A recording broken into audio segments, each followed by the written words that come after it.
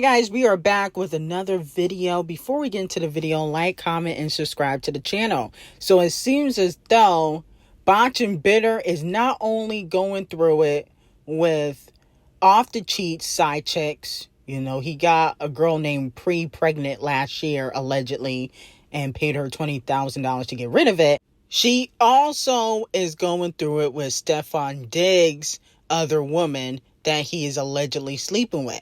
Now, a fan said Heather is on her 50th sub since Valentine's. Now, if you don't know who Heather is, she's Heather Rose. She's an Instagram thot. She has allegedly slept with multiple men in the industry, including Stefon Diggs. Now, allegedly, they got tattoos, matching tattoos. Then they said, finding any question that mentions Cardi to respond to. Alexa's trying to find new ways to convince Cardi to go home. Off the cheat, becoming pH balance slayer. Cardi, that's enough for 5 albums, okay? So the fans are saying she got content for 5 albums, considering she's been going through with all of Off the Cheat's mistresses. And Stefon Diggs' side pieces. Now, Heather clapped back and said, I never subbed anybody over anything. I haven't dealt with that man since 2022. Why would I give an F? I would love to see him experience real love. I never subbed anyone, okay? He definitely not getting real love with Cardi B, okay? Because I'm hearing that he is actively sleeping around with other women. And Cardi B left Off the Cheat for another cheater. And basically, fans are clowning her for it. A fan said Cardi B broke up with Off the Cheat, who she had a family with, because of his cheating. But be with Stefon Diggs, who's sleeping with other women. See how women leave their homes because their husband have side pieces just to become the side piece to another man. Clown. Wow. Okay, so this tweet has went viral on social media. A lot of people think that she has not upgraded with Stefon Diggs. And I think Cardi B eventually will learn her lesson. But if she really want to get out the game and find a real man, she's going to have to get like a Russell Wilson type. Okay, not a man that sleeps around and got multiple baby mamas. Now, moving on from that, what happened to Nicki Minaj's TV show and documentary? Okay, fans want answers. Now, if you guys don't remember, Nicki Minaj revealed, I think it was on the Breakfast Club back in 2017 or 2016, that she had a show coming on ABC Family at the time, which I don't think ABC Family really exists anymore. But with that being said, the Nicki Minaj TV show was based on Nicki Minaj's early life before stardom. She said a lot of things were happening at the same time, and creatively, we wanted to make some changes with the pilot. Okay, so they already had shot a pilot and everything. Unfortunately, the show completely got canceled, just like her alleged documentary, which she announced, I believe, in 2020. Now, what happened to the TV show? Well, once the industry tried to push her out for Cardi B, thanks to Lyra Cohen and Camel Toe, they canceled the series. As for the documentary, as we briefly discussed plenty of times before, there were cease and desist that were sent from Titanic Records and Devil Nation, because she was going to mention her alleged abuse with Weak Mel, and he was signed to Titanic and Rock Nation at the time. Of course, he got dropped due to lack of sales, but with that being said, that kind of put a stop to the documentary. Now, Nicki claims that it's still coming out, but we're in 2025. She announced it in 2020. Okay, so I don't know. You know, if it was coming out, I feel like it would already been out. Okay, but I think Nicki should do a biopic instead. I've been saying that. I think a biopic would be better than a documentary or a TV series. I think we need like a 7-part biopic, like they did with like New Edition. They did like a 4-part biopic for New Edition. We need like a 7-part biopic for Nicki Minaj. Okay, it don't have to be under EBT, but I think that would be much better. Now, moving on from that, according to Payola Board, Diamonds Are Forever went up 441% in streams. On the day after Doja Cat's iconic Oscar James Bond tribute performance. Well, I don't think it was iconic, but Forbes mentions her performance was one of the most talked about moments of the night, not just because of her song choice, but because she put her own spin on the legendary track, which means her vocals were not intact. No shade.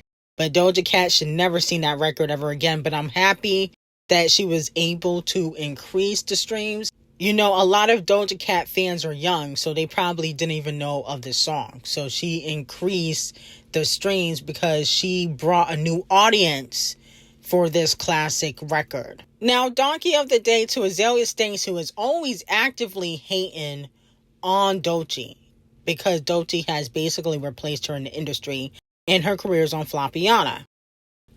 She responded to, I believe this guy owns, I forgot what music company. But Brian said, we have to kill this narrative. D0JA rise is what happens when undeniable talent gets time to develop and backed by smart, sustained investment.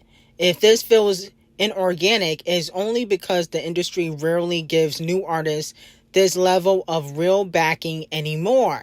Now, Azalea Stanks was upset and said, no, it's because most artists are intelligent enough to not sign those type of deals anymore. The only reason any label has incentive to invest in any kind of money into a mid to whack YouTube personality, a non-conventional, attractive, dark-skinned, one of that 100% signals they're owning masters publishing image rights to the artist. So she's trying to say that D0JA is in a 360 deal, and that is why she's getting a push. Now, a 360 deal is something that, you know, Cardi B, Scratch Off, and a lot of other artists can relate to. You know, that's when the label owns basically everything. Okay, they own your publishing, they own the song. If you make money off a show, they get a cut of that. But what I did not like is when she said mid or non-conventionally attractive. Azalea Stanks is ugly. Let's be very clear. D0JA is way better looking than you, Azalea. Stop it. You can say, oh, she got the BBL. It don't matter. Her face looks better and her body looks better. Stop. What we won't do is call D0JA ugly because she dark skinned. That's not what we gonna do. JT, D0JA, Coco Jones, they all look better than you, Azalea. So stop that. It's one thing to say she in a 360, but to say that she is non-conventionally attractive when you're dark skinned and ugly inside and out, it's just nasty. Honestly, Azalea Stanks always talking about somebody like you're an artist. You put out music and you flop. That's why you're really mad, because D0JA took your spot. Now it looks like despite Beyoncé selling out her LA show, she sold out like 92% of her LA shows. Her other shows for the Cowboy Carter World Tour are not selling out. They're saying 27 shows still have a lot of unsold tickets. What? Oh, no. Y'all trying to do Queen Bee dirty because she won Album of the Year. Why are y'all not buying tickets to the Cowboy Carter Tour? Now, if you're going to see Kung Fu Kenny and SZA like I am, I can understand why. You know what I'm saying? Or if you're going to see The Weeknd, I can understand why. But, you know, Queen Bee, she's still that girl. She's a phenomenal performer. Why nobody going to see Queen Bee? Now, her tickets are way too expensive. That's probably why. Okay, I like Queen Bee, but you're not worth no $2,000, $4,000. I was looking at tickets a few days ago, and I was like, $4,000? This bitch on crack. You know, I get it, but you not that girl. You not Michael Jackson. Like, you're a great performer. Don't get me wrong, but you not on Michael Jackson level for no $4,000. You need to sit the fuck down. You just being greedy. Your tickets need to be $1,000 or less. That's the problem with Queen Bee. She always trying to jip her fans. Now, speaking of Queen Bee, will Queen Bee help Halle Bailey beat doodle garbage in court? He has spoken out about why he doesn't want to go to court to fight over custody. It's going to get extremely messy, and it don't have to happen. And it's going to get to a point where, nigga, it ain't no way. Appreciate that $5 gifted, Cardi. But it ain't gonna go how I think it's in like her best interest to not want to go to court either, when we can just have a clear understanding. All right, cool. Like, I want to pick my son up, take him to dinner. If you really want him, I'll bring him right back. It's not a problem. We go to court, the judge gonna give me some time. And when I got the time, nigga, I'm gonna do whatever I want with my son. When y'all see me streaming with girls and shit, y'all don't never see my son around, do you? I would never do that. Ever. My content has nothing to do with me being a father. I purposely separate him from any of that. Y'all would never see any, like, I don't give a fuck if I'm dating a girl. You're not meeting my son. That's just how I am. That's disrespectful. I would never let that happen. So I always separate him from that. But I don't want to go to court because it's going to make her unhappy. Cause I'm ain't gonna be I'm not getting no public defender. You feel me? I don't want to do that. And then the judge be like, oh, we see, nigga, you a great ass dad. We never see this from black folks. This is a rarity. Get this nigga the whole summer. Now, Doodle Garbage, if you don't sit your dumb ass down talking about, oh, give him the whole summer, you really think Halle Bailey and Parkwood Entertainment, Queen B's lawyers are going to allow that? Okay, I'm already hearing that if Halle got to use Queen B or Devil Nation's lawyers, it's over for you. We saw what happened with Tory. Let's be very clear. You don't stand a chance against Halle, no shade, the Little Mermaid in court. We don't care. You're on stream with a child. How do they know that you're a good parent? Let's be very clear. That doesn't mean nothing.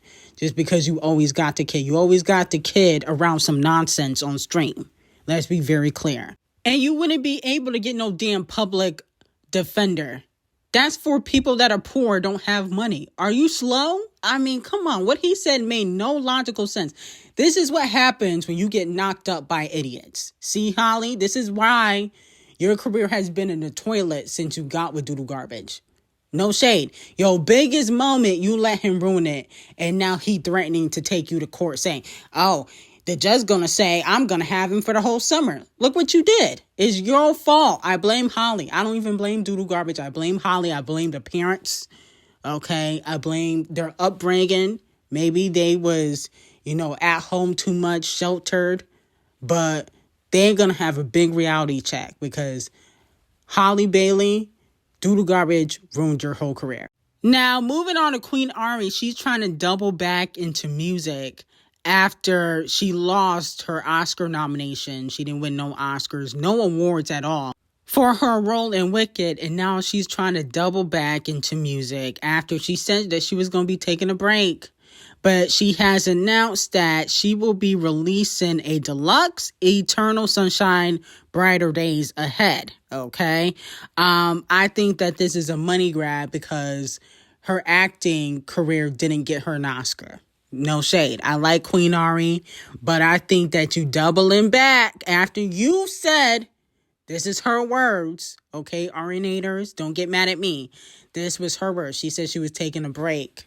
Okay, that she was focusing on acting. Now you want to double back into music because you lost the Oscars. You can't fool me, okay? If you had won that Oscar, you would not be releasing no deluxe. Let's be very clear. See how they try to double back once they don't win? Okay, no shade of Queen Ari, but I'm on to your game. Now, let me know if y'all will be streaming this deluxe. I don't know. It depends. Is she going to have any remixes? We need like a Nicki remix. She need to call up D0JA or D0JA Cat. That's what she need to do. And she just singing on it, I'll pass. But if she gets some fire collaborations, a Kung Fu Kenny collaboration, this is what we need, then I might check it out. Now, Tyla and Tate Murray had a collaboration that got scrapped. Let's take a listen. Out your my back, just like this. Guy on my right, you ain't buying in. Just keep watching. Goes like this, move to the back, left side lean. Out your my back, just like this. Just for the night, you ain't buying in. Just keep watching. Just keep watching.